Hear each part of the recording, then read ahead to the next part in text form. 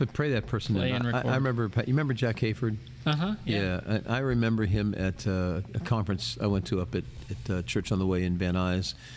And it was on worship, and the importance of worship, and the church needs to lift their voices to sing to God, which is, there's a whole other discussion here on, I believe that it's my generation that has changed the definition of worship, and where we've come down to a primary definition that has so much to do with music and singing, which you cannot quantify it out of the Bible.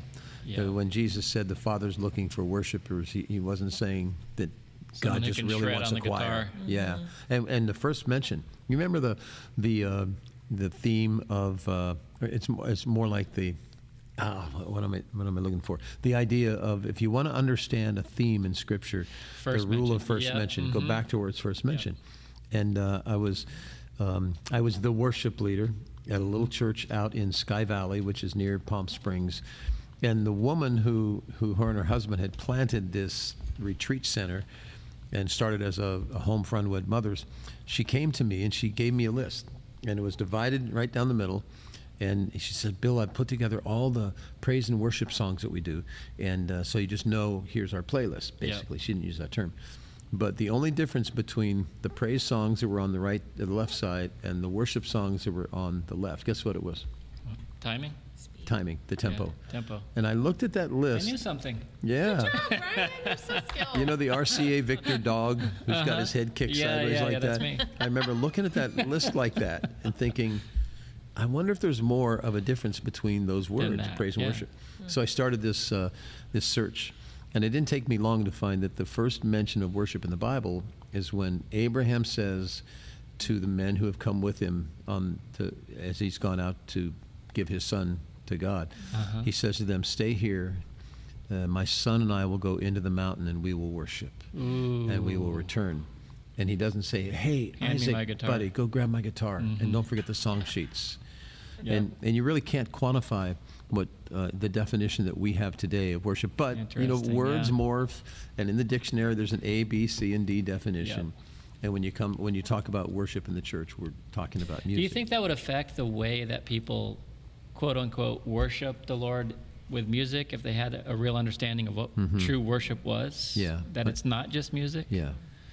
I think it would. I think it's like a whole education thing. I feel like everything we do can be worship. Every conversation I have can be worship. It can also not be worship.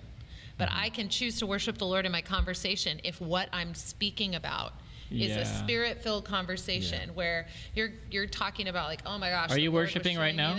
I am. Okay. I feel like this All is right, worship. just checking. Like, is it an offering to God. the Lord, you know? And worship, quote unquote, music, worship music can also not be worship. Right. Like, you could just be singing songs and singing words. But it has no meaning. And it has nothing zero to you, meaning to you. I remember one Sunday morning, and I had led this Sunday morning. No, I didn't lead.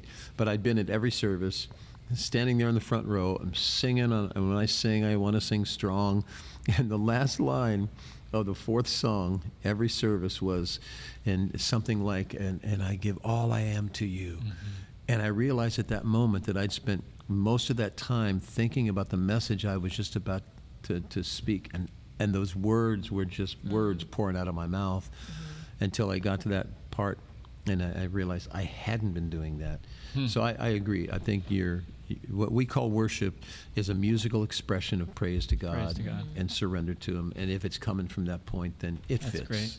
Musical expression in the local church, especially in a young church, a church plant.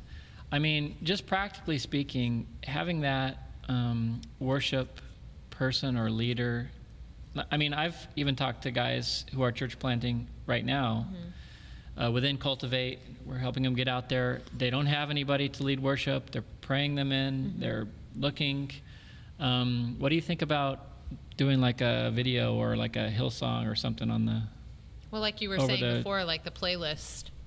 Is that what you mean? Yeah. Like playing it on Spotify playlist and singing along to it. I've tape. heard of people do that for small groups and stuff. If they don't have a worship leader, they just set up a list. I mean, that's got to be hard, right? Because that's not what you envisioned when you're planning it. Again, managing expectations. Well, what about, I mean, if it comes to you're going to go plant and you're not started yet, do you think that's something a strategic person, even to get started, or can you start without a worship leader?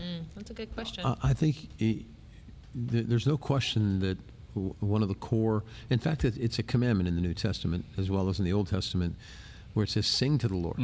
Yep. Sing psalms, hymns, and So it's spiritual important. songs. There's more mention in the New Testament that orders us to sing than there are commandments telling us to gather together on Sunday morning at 10 a.m.